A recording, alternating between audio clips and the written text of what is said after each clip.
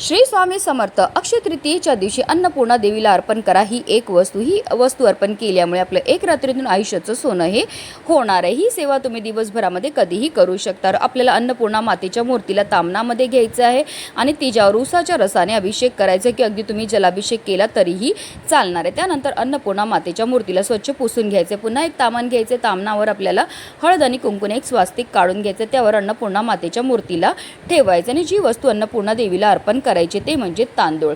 आपल्याला ज्याप्रमाणे कुंकुमार्चन करतो तसेच आपल्याला तांदळाचं अर्चन हे करायचं आहे. आपल्याला तांदळाचं अर्चन जिथपर्यंत तांदूळ अन्नपूर्णा देवीच्या खांद्यापर्यंत येत नाही तिथपर्यंत अर्पण करायचे आहेत. आणि त्यानंतर आपल्याला अन्नपूर्णा मातेच्या मूर्तीला तांदळासकट आपल्या स्वयंपाकघरामध्ये संपूर्ण दिवसभर संपूर्ण रात्रभर ठेवायचं आहे. दुसऱ्या दिवशी आपल्याला अन्नपूर्णा मातेच्या मूर्तीला तांदळातनं काढून घ्यायचं आहे आणि हे तांदूळ आपल्याला आपल्या धान्याच्या साठ्यामध्ये ठेवायचे आहेत.